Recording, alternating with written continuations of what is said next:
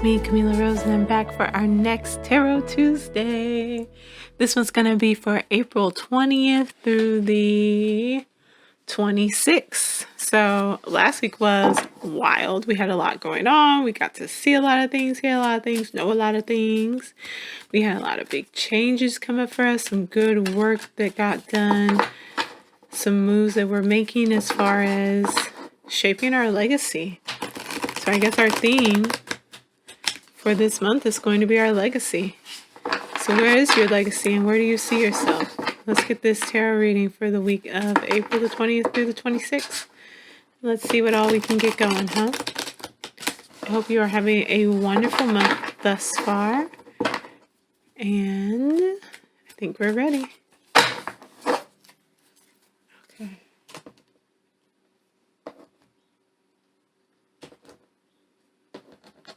Whew. Okay, there we go. Let me give these some space. And here we go. Let's see what our main card is.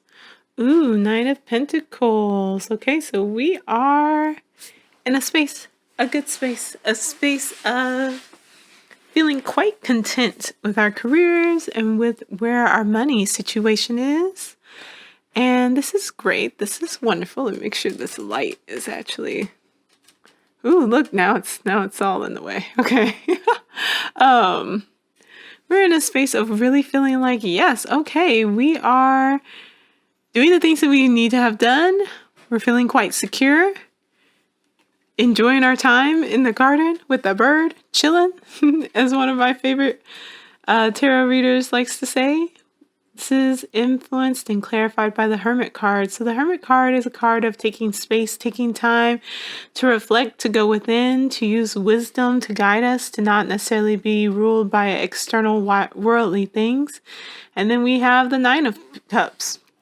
Overall, we're just feeling in a really great space this week, which is very exciting. That makes me very happy. We're emotionally feeling good. We're materially feeling good. We're doing some work in our spiritual realm and really kind of getting in touch with our internal self. And it's just leaving us in a really good space. Four of Wands for kind of past card, but maybe we'll say early in the week. Four of Wands is an energy that is all about foundation. It's about being in a space where you, again, feel quite secure. There's that four walls, your spiritual, your mental, your emotional, your physical. I don't know if I already said that or not, but you know which four I'm talking about. They are secure. They're here. And then you're flourishing and being supported within those four walls. So great card there. We still got a little bit of that competition going on in the background that's kind of led to this. And maybe it was something where it was like that, in that whole Aries thing when there's that really outdated mode of like, oh, they're mean to you because they like you. Which we all know is pretty toxic, right? Like, you're not supposed to really, like, go for that. That's not really the best energy to be putting out there, and to want to share with others is a nice way to put it. But it might be a little active here. It might be a little like, this is really that playful, competitive energy that's just kind of like, I want to do more. I want to do more. I want to do more. I'm inspired by others. And that inspiration is leading to that space of just great collaboration and great stability for you. And from there, we've got the Star card, the Hope card. This is the card of Aquarius, which is fabulous. This is really saying that we are antennas that are able to take in this information, this wisdom from above, and we're able to channel it down and we're able to share it with others. It's just a widespread ability to be able to build and grow and to find more and to be more and to have this expansive nature that brings you this space of peace and stability and growth. Ooh. But now we have a Nine of Swords. Now let's see why we have a Nine of Swords. What's going on here? Oh, because you're still working. You're still working. You're still growing. You're in all the classes. You're teaching all the things. And we have a Princess of Wands. So you're feeling that kind of go-go energy. So while it feels good, while you're happy, you're still a little overwhelmed. And that's okay. I think this is really an understanding of multiple things existing and being true at the same time, even though they are conflicting, that you're making this process, you're progress. That's the P word I wanted. You're making this progress. You're learning these things. You're becoming a master. You are, which I think leads back to some of this, the hermit energy. And maybe you need to take a little space for yourself with that hermit energy and this Nine of Swords, which is really kind of saying that like you have all of this energy going on and these things that you're achieving. It's just a little like for your mind is a little frazzled. Okay. Finally, we have Two of Pentacles. You're going to be left with some choices. Ooh, and you're still feeling a little, your options. So maybe there's some, I'm just going to call it unscrupulous things that are coming up as some options for you to take. But there's also kind of just a whole new opportunity, a whole new realm that you can move in. I will always say go with just the palm out. It's like money in your hand. It's just being handed to you. It's there. It's a surefire thing. While this one might be tempting, while you might be tempted to want to like go and take more than what's actually available, please don't take that route. It's never the good route. It's never the way to go. Eight of Wands, really, really quick messages, really fast. Things are moving. So we go from a Nine of Swords to an Eight of Wands. Like they're very similar in length, or in their presence. But here you see you have the wands coming down to the earth. You have the energy that's coming down, that's being planted in the earth. It's time to go. Six of Pentacles. This gives you, so maybe you get some financial backing. Maybe that was what was stressing you out, was that you needed some money. But you get maybe some financial backing, some financial support, some social support here that's really going to give you that capital that you need, really get things moving. And you also, High Priestess. So we're going from that Magician energy that we had earlier in the month to the High Priestess. And so the High Priestess is a little significant in the shift in how the handling of the energy.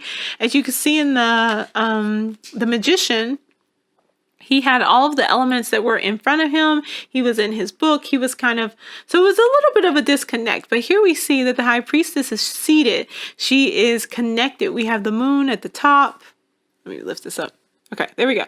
We have the moon at the top. We have the two pillars on the side. We have her holding the scroll. We just have her really deeply connected to an understanding of the psychological, of her intuition. She is deeply connected to how the world functions, to how our being functions, and how to get into the flow and get into connection with that in order to be able to manifest and to be able to connect and to bring forth the things that she desires. And from there, that's a bit of a shift from that Magician energy that came up first earlier in the month. Let's get one more card. Five of Swords. We're kind of back. We're kind of back in that energy that we had earlier in the month again, where, and I think that's saying that that's influencing why you're really kind of feeling this urge and why everything's moving so quickly is because of that win from earlier in the month. That win from earlier in the month, or that point where I believe it was a King of Wands energy that kind of came in. And even if you were the person who maybe you didn't get the bid, maybe you didn't get the project, regardless of where you were, that is influencing you feeling that need to step in, to get in touch with your intuition. And also it's influencing someone else stepping in and wanting to support, or you wanting to support others. And that's really what's getting all of this energy moving, which I think is an excellent example of why sometimes I think it's so important to not get stuck necessarily in the quote unquote, negative cards or the bad cards, because they can be an indication of how you build and how you grow. The Judgment card came up earlier, and I think that that's an excellent example because the Judgment card can be seen in it depends on how you look at it, right? Because it's a calling home. It's a waking up, a moment of transmission. And so in this case, we're seeing that some of these things, the losses, the wins, the influence and the impact are what are leading up to what actually gets things up and going now in the present. And that if there hadn't been some form of dividing up the energy of the Five of Swords, in that